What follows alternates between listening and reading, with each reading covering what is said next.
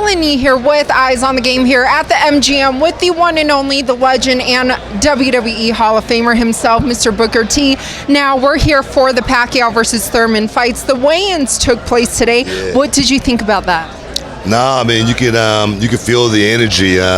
You could cut it with a knife, the excitement in the room, just the fans, and I could just imagine the butterflies in those guys, standing up there on that stage. It's an awesome feeling. This is my first time actually being this up close and personal, and I can tell you this, it won't be my last time. Now, how do you see the fight playing out tomorrow?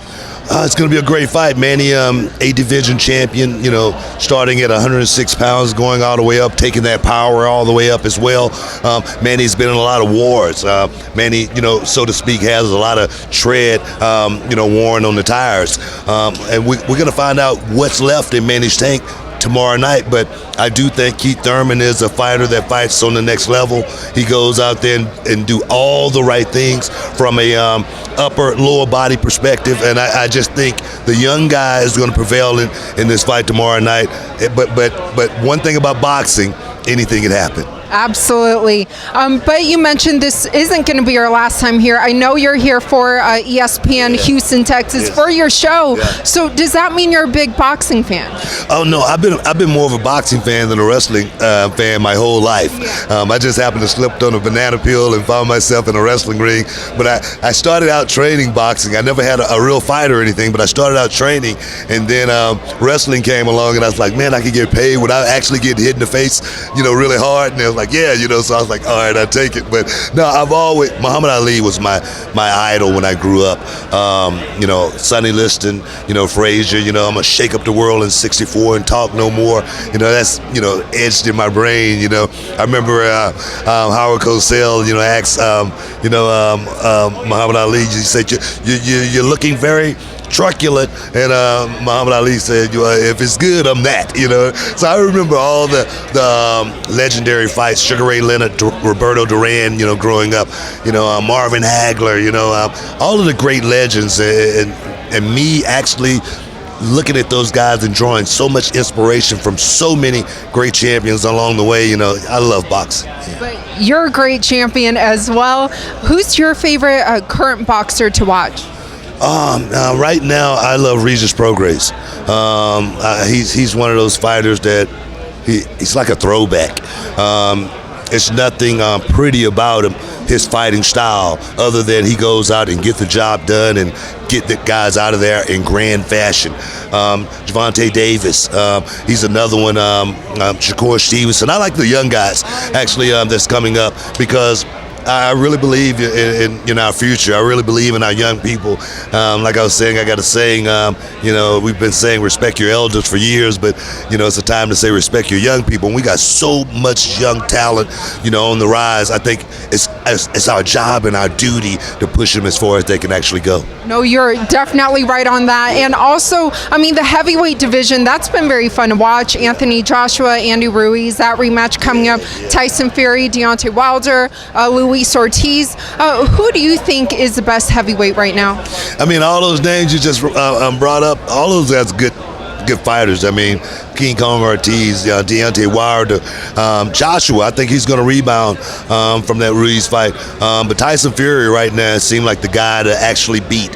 He's the guy that seems like he's fighting on another level. His boxing is like the guy said in the Bruce Lee movie, his boxing right now is extraordinary.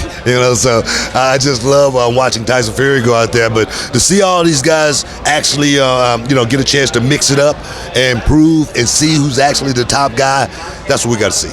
Now, I know, like you said, you're a huge boxing fan. Are you a big MMA fan? Oh, yeah, I love MMA just as much as I love boxing and wrestling. It's one of my passions as well. I talk about it weekly on my show, Hall of Fame, and it's something, combat, pugilism, the pugilist. It's something that only a few people get a chance to experience what that really feels like. The person that actually does that, they're different than any other person walking on the earth. It's definitely a very small fraternity, and you gotta just give it up for those guys. Do you have a favorite MMA fighter to watch? Oh man, favorite MMA fighter to watch right now would, of course, John Jones is the guy. He's the guy that's the guy that's really making all the noise right now. That's he's not the guy, the biggest star, but Jorge Masvidal, especially after that the knee knockout, man. I mean, it was and then the Shed Askren up too. It was beautiful. I mean, so right now I'm a huge Jorge Masvidal fan. Plus he got the hair too, man. I got to get some hair tips from him. You know what I mean? Because his hair is always looking real good. Well, I mean, yours looks good, but hopefully he sees this and gives you some tips as well. I know the Raw reunion is coming up a few days away. Are you excited for that? Yeah, I'll be there. I'll be at Raw reunion on Monday in Tampa, Florida. Get a chance to kick it with a lot of the old guys that I haven't seen. Steve Austin. Yeah, and I just got a phone call from Ric Flair earlier, just before I came here about an hour ago, and just talking about seeing me on Monday, and then I'll get a chance to see Stone Cold Steve Austin. Him and I were going to do the podcast together, this week. So I'm just excited. You know what?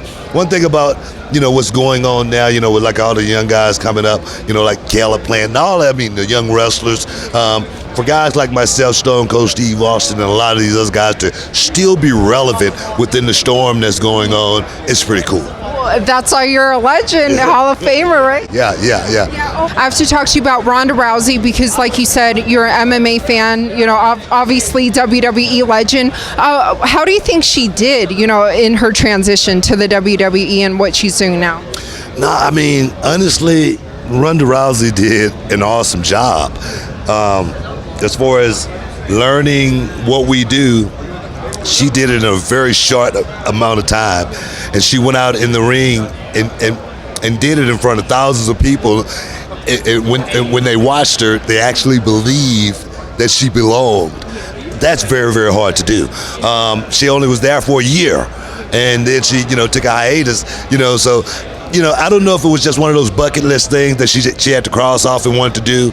I don't know if it's one of those things she got into it and realized, wow, this is pretty hard, because the wrestling, business, unlike MMA, the schedule, the mental stress that you go through is so much more, I think, taxing than an MMA career. You have to be like a doctor with a stethoscope on call 24/7, and you got to be ready when they call. And there are no sick days. You can't call in and say, "Hey, I'm not going to be able to make the fight this week." It's not like that in professional wrestling. 23 years active for me, and not one day did I ever call in sick. That's amazing. Do you think Conor should join the WWE, Conor McGregor? Well, I mean, we got a cruiserweight division. or maybe be a manager or ring announcer. Nah, Conor McGregor, man. If I was Conor McGregor, I would sit back and chill, spend some of that Mayweather money, and then just enjoy life. Yeah, wrestling. I think I don't know. Well, it was great to chat with you. Always a pleasure. Thank you so much for your time. Pleasure's mine. Thank you.